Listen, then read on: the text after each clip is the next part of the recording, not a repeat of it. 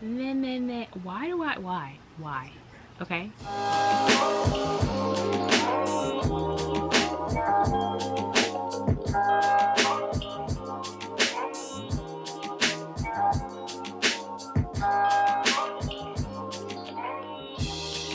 Hi everyone, welcome back to my channel. My name is Raven and this is Life with Mrs. Majors. If you are new here, make sure you hit the subscribe button and don't forget to turn your post notifications on so that every time I upload a new video, you'll be the first to know. For those of you who are returners, thank you, and welcome back. Today, we are talking about birth. Yes, not just any birth too. We are talking about home birth turned hospital birth during a pandemic. I don't know if y'all ready for this one, okay? Let's get into this video, okay? I took some notes on my phone because I'm a little bit far removed, y'all.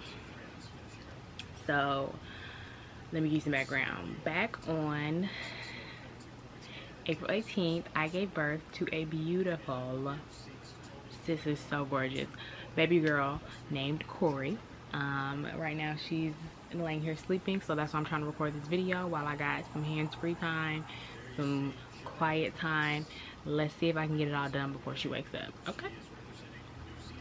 So, to start off, when I first discovered that I was pregnant,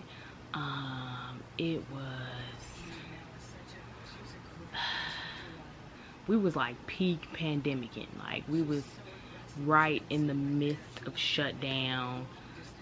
The world was changing, and it was a lot of hospital regulations and things that just gave me a whole bunch of anxiety. And you know, the way black people are set up, black women were dying in the hospital giving birth, and I'm just like, I don't want no smoke, I don't want no parts. So let's see if we can do a home birth. It was really difficult for me to find a midwife that would service where I live, but I found her. She's amazing. My midwife's name is Sarah. She was dope. And we proceeded to plan and map out and, you know, schedule and do all the things, right? So fast forward to when let's just fast forward to my due date, right? My due date was April 10th. April 10th came, y'all, and I'm like, ooh, we having a baby. We didn't have a baby on April 10th, okay? I had been having contractions for like weeks at that point, but they would always fizzle out. So I'm like, okay, whatever. I went to my 40-week appointment with my midwife, and she was like, oh, I don't think you're gonna make it to next week, blase. Like, let's just schedule the 41-week appointment just in case, so you know we don't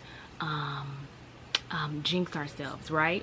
Cool. We scheduled it for Friday, I do believe. I think it was Friday. Well, y'all, 41 weeks came and I made it to my 41-week appointment. And y'all, when I say I was done at 37 weeks, okay? Sis was done, like large in charge, over it, cooked, ready to check out, right? So my 41-week appointment, I had been having issues. TMI moment, we talking about birth, so get with it or get left, okay? I had been having issues going to the bathroom for like weeks, and by the time I made it to my 41-week appointment, not only was I done being pregnant, but I was done being constipated. Like, I can't even, y'all. Before I got pregnant, I did have an issue with like regularity, but being pregnant and being constipated is a whole nother ball game, and you don't want none, okay? I'm gonna just say that, you don't want none. So my 41-week appointment, I had told my midwife all the things I've been trying to like get things going, and really nothing was happening. And she's like, okay, well, I had an ultrasound scheduled, because once you get to 42 weeks, they want to check your fluid and make sure everything's cool. And me personally, I did not want to make it to the ultrasound. So my ultrasound was, well, once you go past your 41 week, it's like 41 and a half weeks, they do ultrasound. I didn't want to get to the ultrasound. So the fact that I was not going to the bathroom, I was still pregnant, the ultrasound was scheduled for 4/20. And it's funny because my mother-in-law has said she's going to be here on the 20th. And I'm like, But when we pass March 20th, I'm not gonna be pregnant by April 20th. Like, I refuse. Okay. So my midwife told me, well, if nothing happens tomorrow as far as you going to the bathroom, you can take some castor oil. Now, I know castor oil is a bit of a hot topic for people because, you know, they say that the baby can get the castor oil and then they end up pooping on the inside, and when they poop while they in there, they inhale. When they're coming out, they're probably gonna inhale it, and then, you know, they end up going to the NICU and all of that jazz, whatever, what have you. Once you hit 41 weeks anyways, the likelihood of your baby pooping on the inside goes up drastically. So the castor oil just goes directly through your stomach. It doesn't get absorbed into your bloodstream or anything like that. So you taking castor oil has nothing to do with your baby pooping on the inside. But I did my research. That was me personally. I am not a medical professional. Y'all do you. Do what works for you. Okay? So she's like, you can take the castor oil. It's going to get things going. She told me to take the whole bottle. And I'm like, I don't know about that. She's like, well, try 2 tablespoons first. And then if that doesn't do anything, then go ahead with the second dose. So fast forward to Saturday, the 17th. I text my midwife. I was like, ain't nothing happened. I got the castor oil. I'm about to take it. She's like, okay, take your 2 tablespoons with eggs. Y'all, castor oil, eggs.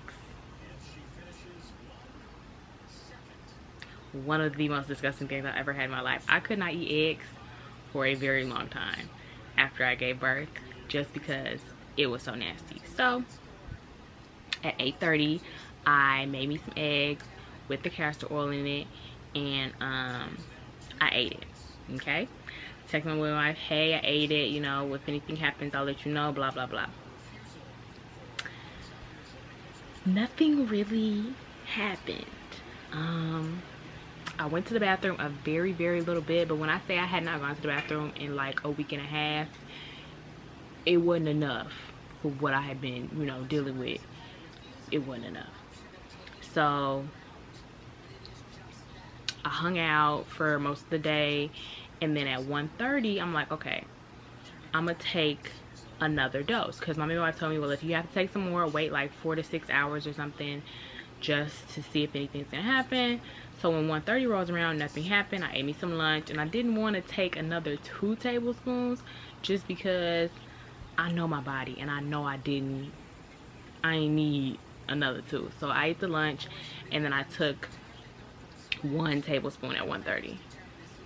Well, that's when things started moving and shaking, shall I say. The cramping and the going to the bathroom began by, let's see, 4:30. So I took 2 tablespoons at 8:30 in the morning. I took 1 tablespoon at 1:30 in the afternoon. By 4:30 in the afternoon, contractions were coming every 5 minutes, about a minute long. Excuse me.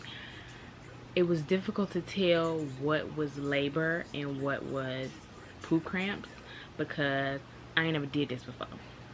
So I'm like, okay, I mean, I can time them kinda, but I'm not sure if this is because I have to poop, or, you know, is it my uterus? I don't know. I wasn't sure. So I text my midwife, and she's like, well, do you need me to come over right now? Like, do you feel supported? Or like, are you cool? I'm like, yeah, I'm just laying around. It's fine. It's not. I don't feel like the baby's gonna come out, you know, in the next few minutes. So she's like, okay, cool. I'll text my assistant, let her know, and then we'll make our way over in a little bit. So I think by 8:30 p.m. is what I wrote down. My midwife and her team showed up. My mother-in-law showed up as well. She was not playing no games, y'all. My mother-in-law got there before the midwife got there, and she wrote it out with us. But 8:30 p.m. The midwife and the team get there. They set up, you know, get everything together. And she checked me. She asked me, do you want me to check you? I'm like, I would like to know where I am. You know, I've been doing this for a few hours. My biggest fear when it came to giving birth was that I did not want to be doing it forever. It was my first baby. That was just, I don't even know what to say about that, because my biggest fear came true, basically. Actually, I had two fears. I didn't want to be doing it forever, and then I didn't want to have to go to the hospital and all that jazz. But my first fear ended up coming true anyways. But I'll talk about that in a minute. So she checked me at 8:30, and I was 3 centimeters. And I'm like, okay. I didn't want her to check me and then be like disappointed, but I was a little bit disappointed. But at that point, the contractions didn't necessarily hurt. They were annoying. They caught my attention. I had to focus while I was going through them, but they weren't like the end of the world, right? So things get a little blurry, honestly. But like 2 to 2.5 hours later, she checked me again because things had got more intense, and I can say that they hurt now. The thing about contractions is that for me personally, people were like, oh, they feel like period cramps, just like times 1,000. No, mine didn't. It was a combination of like a lower abdomen burning, and then like so much pressure, like it felt like my insides were gonna fall out through my privacy. Okay, so that is what it felt like. My period cramps ain't never, and I done had me some period cramps to the point where, you know, I thought I had endometriosis at one point. There wasn't nothing like that. Okay, after she got there, she checked me again, and I was 7 centimeters. So at this point, I think it's like 8:30, 10:30, almost 11 o'clock, and I'm 7. And I'm like, cool, we can do this. I'm doing it, right? Like, okay, I that's the number I needed to hear. Things got more intense after she checked me, right? So the whole time I'm laboring, I am trying to sit upright, kind of like this, but my blood pressure was tripping.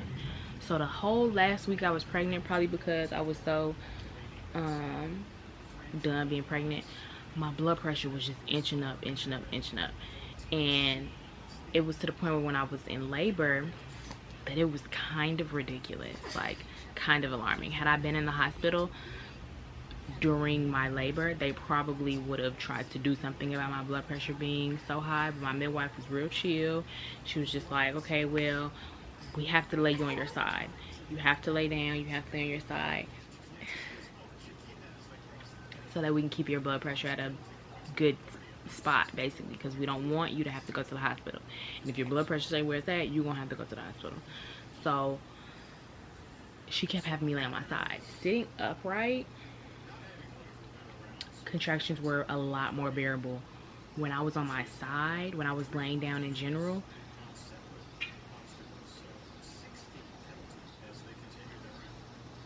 I've never experienced that type of intensity in my life, ever. But my blood pressure was at a good place, but the contractions were more intense, and that's something that she wanted anyways, because the more intense the contraction, which meant that it was more productive, which meant we were getting where we needed to go. This whole time my water did not break, so I'm 7 centimeters and my water bag is still intact. I'm also still running back and forth to the bathroom because I still have to go poop. Okay, so contractions are intense. I have to lay on my side. I have to go to the bathroom. It was crazy. So at this point, 1 a.m. rolls around and I'm 9.5 centimeters. Cool, right? We did it. Like, we done, I thought. Turns out I thought wrong. It was like a little piece of cervix left on one side, but she didn't want to move it. She just wanted it to, you know, melt away, do what it needs to do. That didn't happen, y'all. And it was at this point at 1 a.m. when I said, for the first time, I need help. I can't do it. This is over. Like, I can't keep going like this. I am so uncomfortable. It is so intense. Also, when I would go to the bathroom, because I was going to the bathroom a lot, whenever I was on the toilet, the contractions were more intense on the toilet too. So I'm just like, that's it. At one point, husband came and he checked on me because I was in the bathroom and I was having contractions in the bathroom. He's like, are you okay? And I'm like, no, I'm done. I don't want to do this anymore. And I was like, that's great. That means you're in transition. That's where we want you to be. Cool, right? And that's when she checked me and I was 9.5. And I was like, okay, y'all. Okay, 9.5 out of 10. I can do this.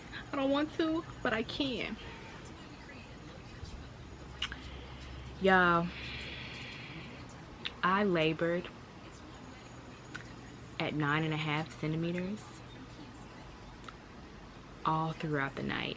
Well, at that point it was the morning because it was 1 a.m. right? I labored with my water bag intact at 9.5 centimeters for like 9 more hours. We tried different positions. She put me in a bath. We tried different things to like stimulate and make the contractions happen better. Oh, you're awake, huh? We tried it all. And sis was just not budging. Water bag was not breaking. Like, the craziest thing I've ever done in my life. The craziest thing I've ever experienced in my life. About time 11 a.m. rolled around, I was like, okay, my water bag ain't broke. I need you to break it. I need you to break it. Now. Not now, but right now. And I'm like, okay, what can we do? So at that point, she's like, well, let's try pushing and see if we can just push past the little piece of cervix. It's okay if she's born in a water bag. The water bag will break, blah, blah, blah. So we tried that. We tried pushing in like so many different positions for like an hour. And then at the end of that hour, I said, y'all, I'm waving a white flag. I'm done. I've been done, but I tried to push through. It's over with. It's over with. We gotta go to the hospital. Like, I need help. I need help. I don't feel like there's anything wrong with her or me, but I need help at this point. And if you don't feel comfortable breaking my water bag, I need to go to somebody that does. Because what we not finna do is this for any more hours. Period. At that point, we had to find a hospital to go to. My mother-in-law used to work at a hospital that was like 10 minutes away. So it was a matter of, are we finna make this ride for 15 minutes to get some people that we know, or we finna run up the street real quick to just do what we gotta do? Well, at first I was like, okay, let's go to University of Chicago or whatever the hospital was to get the midwives that I know. My midwife is trying to call them and trying to let them know that we coming. Nobody's answering the phone. So by the time we made it outside to put me in the car, I said, forget it. We going up the street. I don't care. I don't care. I don't care. So I'm having contractions this whole time, trying to get into the car, get throughout the whole ride. I'm having contractions. I can feel her head right there. Right there. She just would not budge. So I'm like, okay, we just gotta ride up the street, 8 to 10 minutes, and we're there. So we get to the hospital. At this point, it's almost 1 o'clock, basically 1 o'clock. And we go through the emergency room and we get checked in. Luckily, thank goodness, all praise is due to the Most High. My mother-in-law knew the people at the hospital, so things was moving a lot faster, because when I say to me, it seemed like everything was going in slow motion. Like, I was barely holding on to this reality. Like, I was just not in any right mind, okay? And my poor husband, he is amazing. When I say, y'all, we was in labor, that man did not sleep. He stayed by my side. Like, he was my tether to reality, to this world, because I was out of there, okay? So we get to the hospital. They barely check us in. They get me upstairs, and they put husband in a waiting room while they was trying to like get me dressed, get the IVs, get everything together. So when we finally get into the room, things was moving real fast. Like, the nurses and everything was like going back and forth. Everybody was just, so at this point, after I get changed and they put me on the bed, the nurse checks me, and it's like 4 nurses in the room at this point. The one nurse checks me, and she's down there for like a hot second, y'all. And the other nurse is like, dang, you didn't even do nothing. Like, did you even check? She's like, yeah, you can see the baby here right there. She's right there. And the girl was like, oh, okay, well, let me get the doctor. So they called a doctor. We sitting there waiting, or we waiting for the doctor to come in. They asked me all these questions, doing IV, moving, shaking, everything. I'm like, can y'all give me something? Anything. At this point, I'll take anything. When I say, y'all, I was begging, okay, begging for some sort of medication, because I was so done. I was exhausted. Like, I was begging. I was like, can you give me anything? They're like, no, it's too late. Like, she's right there. If we give you something, it'll go to the baby, she'll be drowsy, da da da da. And I'm like, oh, I need help. Basically, they just kept denying me, saying like, we can't give you nothing, like, just hold on, like, the doctor's gonna be here in a minute. The doctor comes in, and no, before that, they brought husband in, and I was like, okay, goodness, thank goodness. But then the doctor comes in, and he does break my water, and there is a little bit of meconium, which is baby poop in there, so that brings in a whole NICU team, right?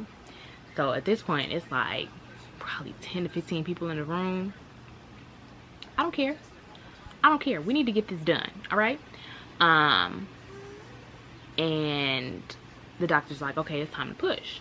So when it came time to push, I did not know what I was doing. I've never done this before. So they kept saying like, push like you're having a bowel movement. I don't have no bowel, just like my cramps don't feel like this. I don't have a bowel movement like this. Like, I don't work this hard to go poop. I thought you weren't supposed to work this hard to go poop. This is ridiculous.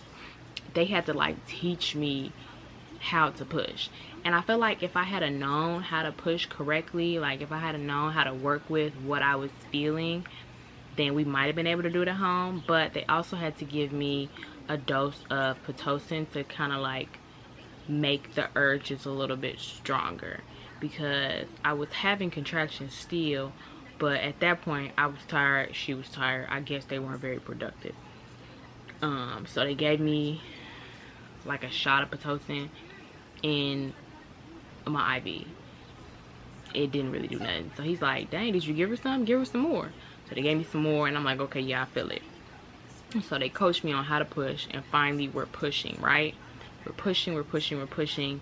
Nothing's happening. He's like, if you can't give me no more, then I'm gonna have to help you. I'm like, please help me. I need help. Please help me. Now, I know it can be traumatic for some people to have any sort of like implements or tools or anything. I just really didn't want a C-section. So that was my only thing. Like, he was like, don't worry about that. We're gonna get this baby out. So he ended up having to use the vacuum. He hooked the vacuum on there, and I push, he pull, basically. After less than an hour.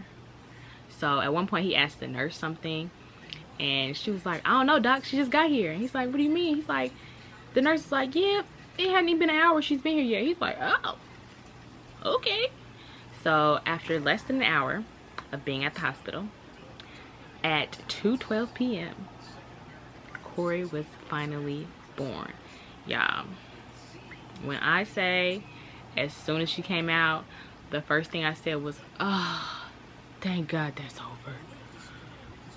I'm so happy that's over with. That was the most ridiculous thing I've ever done in my life. Oh, I'm so glad it's over.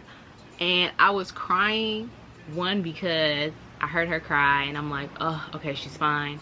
But it was just the biggest relief ever. They did do a COVID test on me when things was moving and shaking before the doctor came in. They didn't do a COVID test on husband, so I didn't get it. And I tested negative for COVID, so it was like whatever. But side note, so my mother-in-law has never missed the birth of any of her grandkids, right? So when we were doing the home birth, she was there front and center. She rode with us the whole time, like the whole night. She took her little nap, a little blink or whatever, but she was with us the whole time. She drove us to the hospital, dropped us off at the little emergency section, made sure we got checked in and all that. But since it was COVID,